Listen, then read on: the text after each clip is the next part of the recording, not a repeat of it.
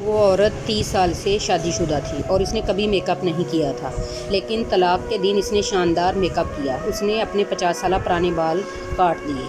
آخر میں اس نے ایک خوبصورت گاؤن پہن لیا۔ اس نے طے کیا کہ آج سے وہ اپنے اصل روپ میں جیے گی۔ اس عورت میں اتنا بڑا بدلاؤ اس لیے آیا کیونکہ کل صبح اس نے بیٹے کے لیے ناشتہ بنایا تھا، لیکن بیٹے نے اسے صفائی کرنی کہہ کر طعنہ مارا۔ شوہر نے طلاق اس لیے مانگا کیونکہ اس کی کمپنی شیئر بازار میں لسٹ ہونے جا رہی تھی۔ اسے ایسی ایک بیوی چاہیے تھی جو CEO کی بیوی جیسی لگے، نہ کہ وہ جو صرف کپڑے دھونا اور کھانا بنانا جانتی ہو۔ شوہر کے ہاتھ پہلے سے تیار طلاق کے کاغذات دیکھ کر عورت حیران رہ گئی۔ تبھی وہ ملک کے سب سے امیر آدمی کی بیٹی تھی۔ پیار کے لیے اس نے سب کچھ چھوڑ دیا۔ اس نے آرام اور اچھی زندگی کے لیے شادی کی تھی۔ شوہر کو برا نہ لگے اس لیے اس نے اپنی امیری کی سچائی چھپا لی۔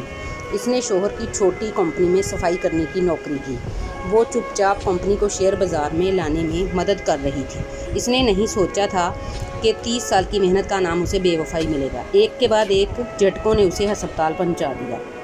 یہاں آنے کے بعد اسے پتہ چلا کہ اسے کینسر ہے۔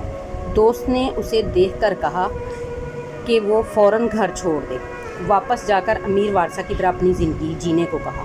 یہی اس کی محنت کو بچانے کا طریقہ تھا۔ پھر بھی عورت بنا شوہر اور بیٹے کو چھوڑ نہیں پائی۔ وہ گھر لوٹی سوچتے ہوئے کہ انہیں سچ بتائے کہ نہیں۔ اس نے دروازہ کھولا اور شوہر کو اپنی گرل فرینڈ سے بات کرتے سنا۔ تبھی اسے اصلیت کا احساس ہوا کہ شوہر تو پہلے ہی اس سے رشتہ توڑ چکا تھا۔ اب گھر میں رکنے کی کوئی وجہ نہیں تھی۔ اس نے طے کیا کہ اب وہ اپنے اصلی روپ میں جیے گی۔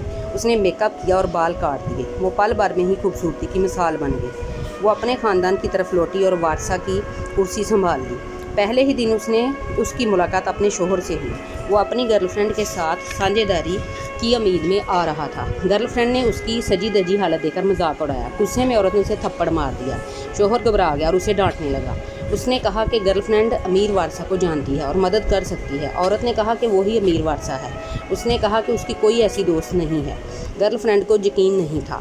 وہ سوچتی ہی تھی کہ عورت تو صرف صفائی کرنے والی ہے۔ شوہر نے بھی یقین نہیں کیا کہ وہ وارثہ ہے، اس لیے اس نے کہا کہ اگر وہ ٹھیک نہیں ہے تو ڈاکٹر کو دکھائے۔ اس کے بعد گرل فرینڈ اس کے ساتھ چلی گئی۔ شام کو شوہر شراب پی کر گھر لوٹا۔ اس نے بیوی کا نام لیا اور ہینگ اوور کی چائے مانگی۔ بہت دیر تک کوئی جواب نہیں ملا۔ اس نے بیوی کو چائے دیتے ہوئے دیکھا، لیکن جیسے ہی اس نے ہاتھ بڑھایا وہاں کوئی نہیں تھا۔ بیوی بہت پہلے ہی جا چکی تھی۔ اس نے جیب سے فون نکالا اور بیوی کو کال کی اور سامنے سے آواز آئی کہ اس کا فون بند ہے۔ اگلے ہی پل دروازے پر دستک ہوئی۔ اسے لگا بیوی لوٹ آئی ہے اور خوشی سے دروازہ کھولا، لیکن وہ تو ڈلیوری والا تھا۔ اس نے پیکٹ کھولا جس میں طلاق کے کاغذ تھے۔ اس میں لکھا تھا کہ اسے کچھ نہیں چاہیے۔ تبھی بیٹا وہاں آیا۔ ماں کے طلاق کے فیصلے سے وہ خوش تھا کیونکہ وہ ماں کو صفائی کرنے والی سمجھ کر نفرت کرتا تھا۔ جب دوستوں کو پتہ چلا تو انہوں نے اس کا مذاق اڑایا، اس لیے کہ وہ ماں سے ناراض تھا۔ اگلے دن اسے سب سے امیر آدمی کی سالگرہ کا کارڈ ملا۔ اسے لگا یہ سب گرل فرینڈ کی وجہ سے ہوا ہے۔ اس نے گرل فرینڈ سے شادی کا پکا پلان بنا لیا۔ بیٹے کو بھی گرل فرینڈ کی پہچان خاص لگی۔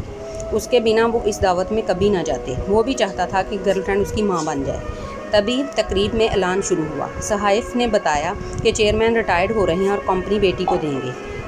جب تک انہوں نے وارثہ کو اندر آتے ہوئے نہیں دیکھا، شوہر اور گرل فرینڈ دونوں حیران رہ گئے۔